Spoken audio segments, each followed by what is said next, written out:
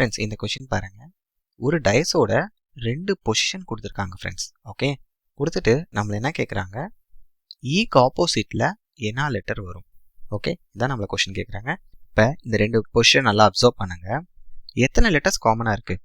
C A ஒரு letter தான் காமனாக இருக்குது. இந்த மாதிரி ஒரு லெட்டர் காமனாக இருந்தால் நம்ம என்ன கான்செப்ட் யூஸ் பண்ணுவோம்னா, இந்த காமனாக இருக்கிற லெட்டர்லேருந்து கிளாக் வைஸ் எழுதணும் ஃபஸ்ட்டு. ஓகே, இப்போ இந்த பொசிஷன் எடுத்துக்கோங்க. ஸோ ஏக்கு அப்புறம் எஃப்க்கு அடுத்த கிளாக் வைஸில் என்ன இருக்குது? சி.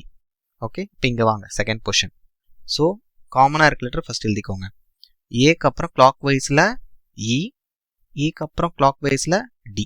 ஓகே, இப்போ கொஷினில் ஈக்கு ஆப்போசிட் கேட்டால் எஃப் போட்டுக்கணும், சிக்கு ஆப்போசிட்டில் என்ன லெட்டர்னா டி. ஓகே, இப்போ கொஷினில் என்ன கேட்குறாங்க, நம்மள ஈக்கு ஆப்போசிட் தான் கேட்குறாங்க. இப்போ இந்த கொஷினுக்கு ஆன்சர் எஃப், ஆப்ஷன் 4 தான். கிளியரா ஃப்ரெண்ட்ஸ்? தேங்க்யூ.